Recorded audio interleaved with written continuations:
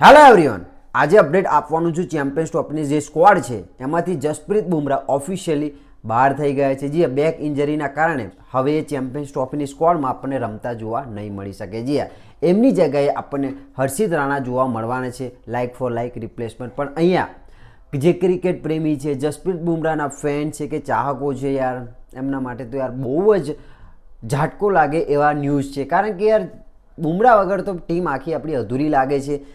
ગમે તેવી સિચ્યુએશનમાંથી આપણને જો કોઈ બહાર કાઢે તો એ જસપ્રીત બુમરાહ છે। એમની જે બોલિંગ અટેક છે યાર જોરદાર છે, સ્ટાર્ટિંગમાં વિકેટો લઈ લે છે, જે પાછળની ડેથ ઓવર છે એમાં રન બહુ ઓછા આપે છે। એટલે એમના વગર તો યાર ચેમ્પિયન્સ ટ્રોફી કેવું કે અધૂરું લાગે છે, સપનું જ રહી જાય એવું લાગે છે। કારણ કે તમને બધાને ખબર છે જસપ્રીત બુમરાહની કાબિલિયત, એ એટલા જોરદાર બોલર છે કે આપણને જ્યારે ચેમ્પિયન્સ ટ્રોફી રમાશે, ચાલતી હશે ત્યારે દરેક ઓવરે આપણને જસપ્રીત બુમરાહ યાદ આવવાના છે। એટલે આ એક બહુ મોટો ઝટકો કહી શકાય ભારત માટે। જી હા, એમની જગ્યાએ હર્ષિત રાણા તો આવ્યા છે, પણ જસપ્રીત બુમરાહની કોઈ કમ્પેરિઝન નથી કોઈ પણ બોલર સાથે। જી હા, ધ ગ્રેટ બોલર છે, ગોડ છે। જી હા, તમને બધાને ખબર છે।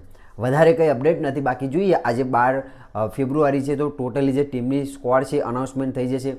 જયસ્વાલ બહાર જાય છે કે નથી જતા, બીજા કોઈ ખેલાડીની એન્ટ્રી થાય છે, મોહમ્મદ સિરાજ આવે છે કે નથી આવતા, એનો વિશે આપણે ફરી વાત કરીશું। બાકી વિડીયો પસંદ આવે તો લાઇક કરજો, નાક પસંદ આવે ડિસલાઇક કરજો, કમેન્ટ સેક્શનમાં તમારું મંતવ્ય જણાવો કે બુમરાહ વગર આપણે ચેમ્પિયન્સ ટ્રોફી જીતીશું કે નહીં જીતીએ।